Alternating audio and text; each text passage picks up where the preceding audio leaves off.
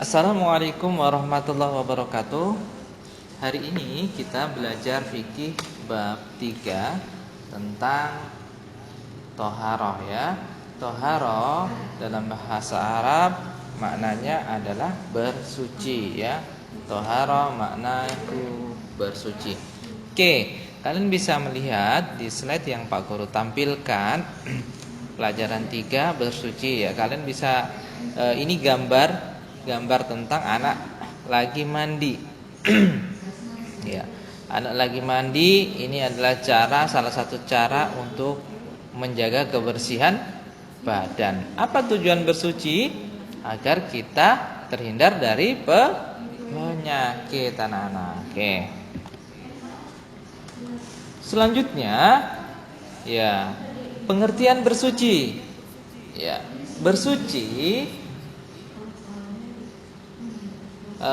kalau dalam bahasa Indonesia bersuci adalah membersihkan, sedangkan dalam bahasa Arab bersuci itu adalah taharo. Jadi taharo dalam bahasa Indonesia artinya bersuci, ya bersuci.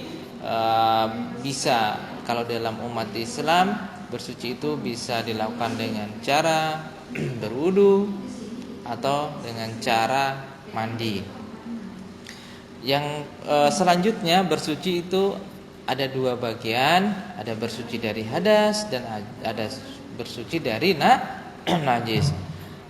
Hadas adalah tidak suci ya, kondisi badan kita ketika tidak suci yang menyebabkan kita tidak bisa sholat ya. Orang yang kena hadas tidak boleh sholat ya. Misalnya ketika kita buang air besar, habis buang air besar, sebelum berwudu maka kita tidak boleh sholat. Buang air kecil, kita harus berwudu dulu baru diperbolehkan untuk sholat. Begitu juga kentut anak-anak, tidak boleh kita sholat sebelum berwudu, padahal kita sudah kentut. Nah, seperti itu. Kemudian selanjutnya bagian B, bagian pengertian bersuci ya. Ya, Pak Guru sedikit menjelaskan, memberikan gambaran ya. Ini kalian baca, ini bisa kalian baca di PowerPoint-nya. Najis itu pada dasarnya adalah sesuatu yang kotor, atau najis itu adalah kotoran. Sehingga ketika kotoran itu menempel ke dalam diri kita, maka kita harus membersihkannya. Ya. Jika badan kita terkena najis, nah kita tidak boleh beribadah sebelum kita membersihkan najis dari badan kita. Contoh najis, ada kotoran manusia, ada kotoran hewan. Nah, cara mensucikannya, cara toharanya yaitu dengan membasuh sampai benar-benar tidak ada lagi baunya. Kemudian sudah tidak ada lagi menempel kotoran tersebut. Kemudian toharoh artinya membersihkan badan, pakaian dan tempat dari segala kotoran najis dan hadas. Membersihkan najis dengan mencuci yang terkena najis. Ya, kalau kena najis maka kita harus mencuci bagian diri kita yang terkena najis. Ya, anak-anak boleh nanti bisa mengulang lagi bila penjelasan Pak Guru terlalu cepat ya. Kemudian membersihkan hadas dengan berwudu. Ya, kalau itu tadi najis dengan mencuci najis tersebut, kalau hadas dengan berwudu ya. Hadas itu dengan berwudu dan mandi. Membersihkan tempat dengan menyapu dan mengepel ya. Membersihkan tempat misalnya rumah, sekolah, itu dilakukan dengan menyapu dan mengepel. Kemudian pengertian bersuci. Ya, di dalam buku kalian ada macam-macam bersuci. Ini masih bagian daripada macam-macam bersuci. Ya, jadi bukan macam-macam bersuci, pengertian bersuci. Di dalam pengertian bersuci ada macam-macam najis. Ya, najis itu di dalam fikih dibagi menjadi 3. Ada najis ringan, ada najis sedang, ada najis berat. Ya, ingat Pak Guru sampaikan kepada kalian, najis itu dibagi menjadi tiga. Apa yang pertama anak-anak? Ada najis ringan, ada najis sedang, dan ada najis berat. Ya ingat, ada tiga najis. Kemudian hadas. Ya. Hadas itu dibagi menjadi dua. Ada hadas besar dan ada hadas kecil. Nanti akan ada contohnya juga anak-anak ya. Oke, pengertian contoh najis ringan. Ya. Tadi Pak Guru sudah sampaikan najis itu ada tiga, ada najis ringan, ada najis sedang, ada najis berat. Nah, contoh najis ringan apabila kalian punya adik bayi, kemudian kalian terkena yang adik bayi tersebut masih disusui sama ibu, ya, belum makan apa-apa, kalian kena air kencingnya, maka kalian harus bersuci karena dia termasuk najis. Bagaimana cara membersihkannya? Ya, cara membersihkannya ketika kita kena najis ringan ini, yaitu dengan membersihkan dengan cara memercikan air yang suci ke bagian yang terkena najis. Nah, sangat mudah anak-anak. Kemudian najis sedang. Contoh najis sedang ketika kita kena darah, kena kotoran hewan, kena darah manusia, kena darah hewan. Itu adalah termasuk ke dalam macam kategori najis sedang. Cara mensucikannya agak sedikit beda dengan najis ringan. Kalau najis ringan hanya memercikan, kalau najis sedang ini dengan membersihkan. Ya, membersihkan tadi mempercikan air, kalau najis sedang ini membersihkan dengan air suci sampai hilang, berarti disiram, digosok ya, sampai baunya betul-betul tidak ada ya. Yang ketiga, najis yang ketiga adalah najis berat. Ya. Apa sih contoh najis berat? Ketika kita kena air liur anjing atau kena air liur babi. Ini adalah binatang yang najis, sehingga kalau kita bersentuhan sama mereka, maka kita kategori kena najis berat. Cara membersihkannya bagaimana anak-anak? Di dalam fikih, ketika kita kena najis berat, maka kita harus membasuh badan kita yang terkena najis itu sebanyak 7 kali. Salah satu dari 7 kali tersebut ya dicampur ya sebanyak 7 kali, salah satunya dicampur dengan tanah atau debu yang suci, mensucikan sampai najis itu benar-benar tidak ada. Atau nanti bisa ditambahkan dengan menggunakan sabun. Ya, menggunakan sabun. Tata cara bersuci. Bagaimana contoh tata cara bersuci ya? Ketika kita buang hadas ya, ketika kita buang air besar dan air kecil, maka kita harus menggunakan air bersih untuk bersuci dengan cara bercebok ya. Kalau kita habis buang air kecil, tidak boleh kita tidak cebok, harus cebok dulu, bersihkan dulu, dibasuh, kemudian baru kita sholat. Ya, yang laki-lakinya dibiasakan untuk setiap buang air kecil jangan langsung lari, bersihkan dulu, disiram dulu.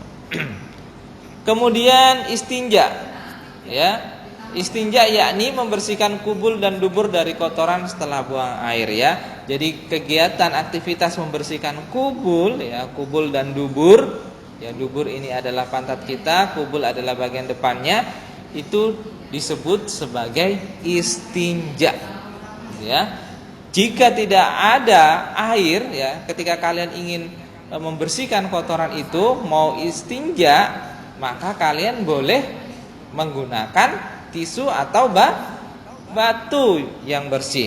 Jadi kalau kalian misalnya di bumi ini kehabisan air, musim kemarau, kemudian kalian buang air besar tidak menemukan air, maka kalian boleh membersihkannya dengan batu atau tisu. Betul anak-anak ya, membersihkan menggunakan batu dan tisu. Hidup bersih dan kotor ya. hidup bersih dan kotor. Nah, ini contoh ya, ibu guru selalu menasihati anak-anak mencintai hidup bersih. Bagaimana hidup bersih di sekolah? Bagaimana caranya hidup bersih di sekolah? Yaitu dengan membersihkan, menyapu, tidak membuang bekas runcingan di tempat sembarang, tapi mengumpulkannya disimpan di tong sampah. Betul, di tong sampah. Di rumah juga begitu. Di rumah juga harus kita bersihkan.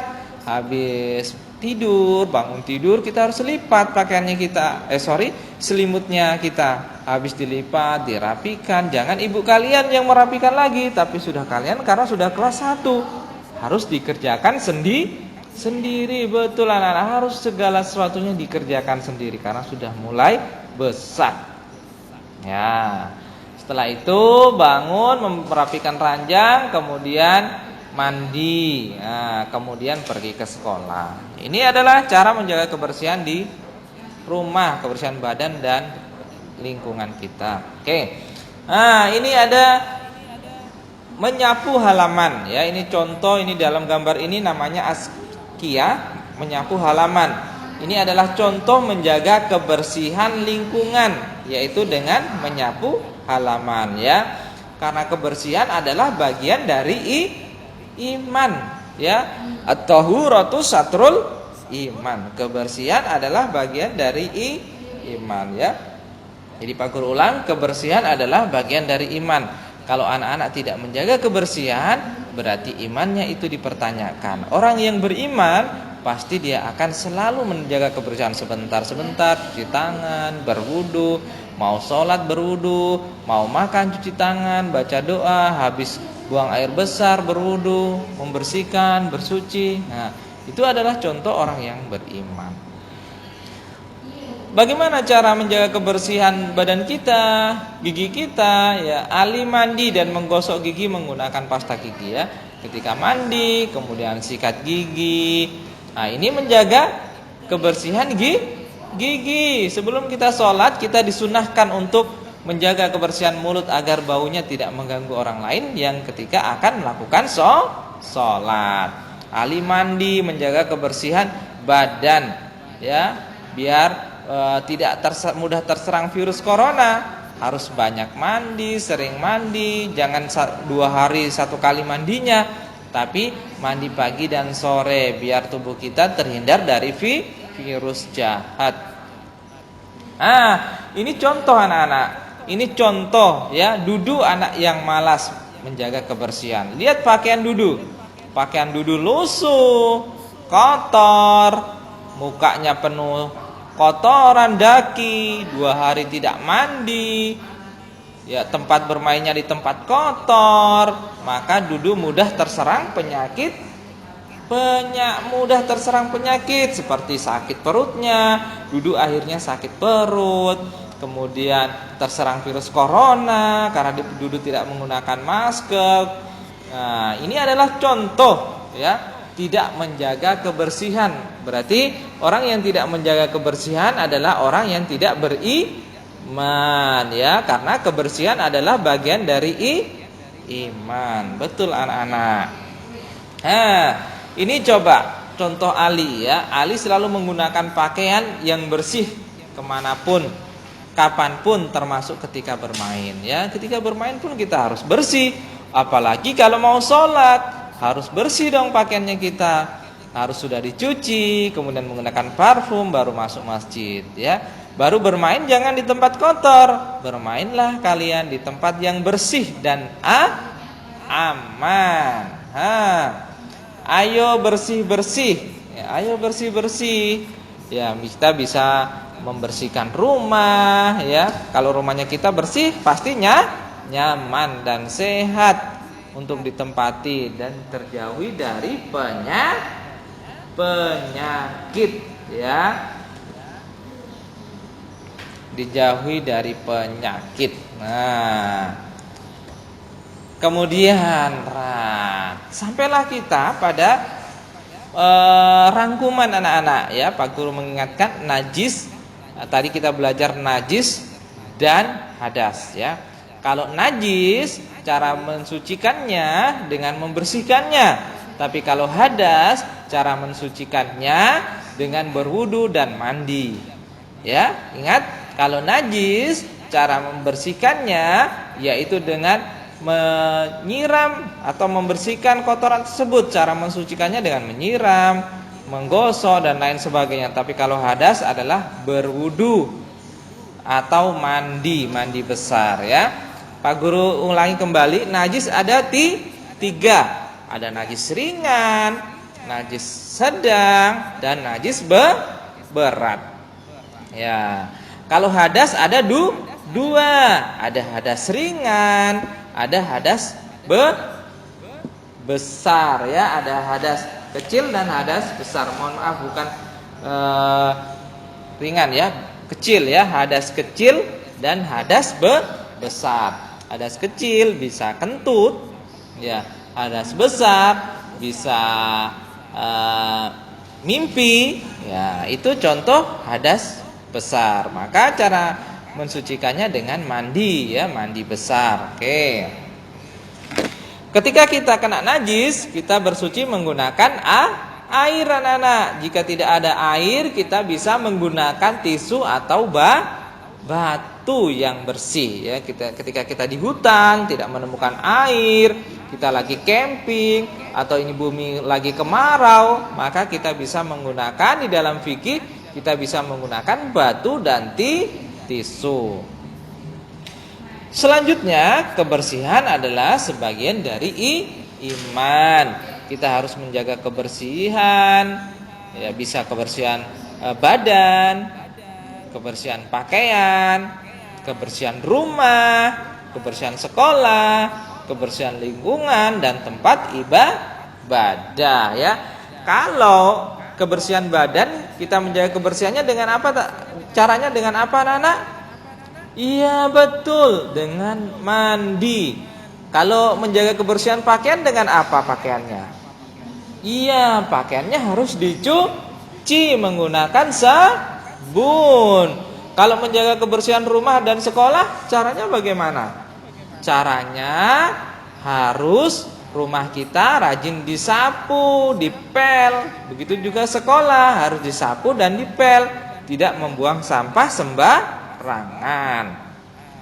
Begitu juga lingkungan dan tempat ibadah kita harus disapu, karena tempat ibadah harus bersih. Syaratnya kalau kita gunakan untuk sholat, maka tempat itu harus bersih, pakaian kita harus bersih juga. Ya, sampai di sini anak-anak. Setelah ini Pak Guru akan berikan kalian kuis ya, untuk mengetahui apakah kalian paham. Ketika kalian kesusahan menjawab, kalian bisa flashback ya, kalian back ini video, kemudian kalian bisa mengulangi lagi ya. Yang pertama ini kuis anak pintar. Yang pertama, najis dibagi menjadi najis ada berapa anak-anak? Ada ada 3. Ada najis ringan, ada najis sedang, dan najis berat. Nah, sedangkan hadas ada berapa anak-anak? Hadas ada 2, yaitu hadas ringan, hadas kecil, dan hadas besar. Kemudian yang ketiga, jika kita tidak ada air, maka kita dapat bersuci dengan apa? Dengan batu dan tisu. Kemudian nomor 4, kebersihan adalah sebagian dari iman ya. Silakan ditulis anak-anak, kemudian diisi titik-titiknya seperti yang Pak Guru sampaikan. Setelah itu kalian foto, kirim ke grup tugas yang sudah disiapkan sama Bu Evi. Oke, see you next time. Billahi taufiq wal hidayah. Wassalamualaikum warahmatullahi wabarakatuh.